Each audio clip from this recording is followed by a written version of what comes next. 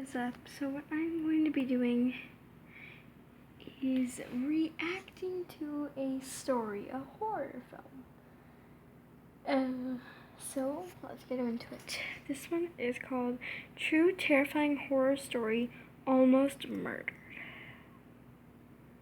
I was driving home from work one night around 9 p.m. midweek, so the roads were quiet.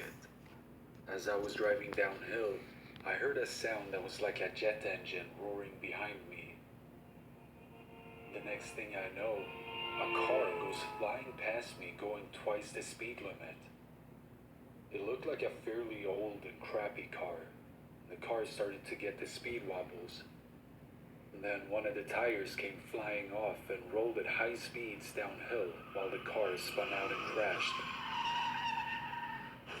I stopped my car to make sure whoever was inside was okay. Don't investigate. The guy got out of the car and looked over at me, and then started moving extremely quickly towards me. I don't know why, but I hit my internal locks on the car, which was fortunate, because no more than 2 seconds later, the guy started grabbing at the driver's side door and smashing on my windscreen with his fists trying to get in. I'll never forget the look he had in his eyes.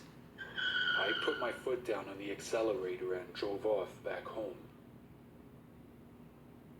I decided to swap cars once I got home and drove back to see what was going on.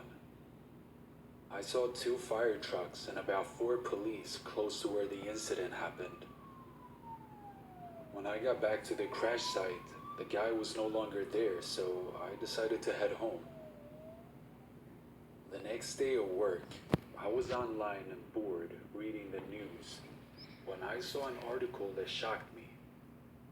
The article was about a guy who had been in a police chase for 1 hour, and the police stopped chasing him because it was becoming too dangerous.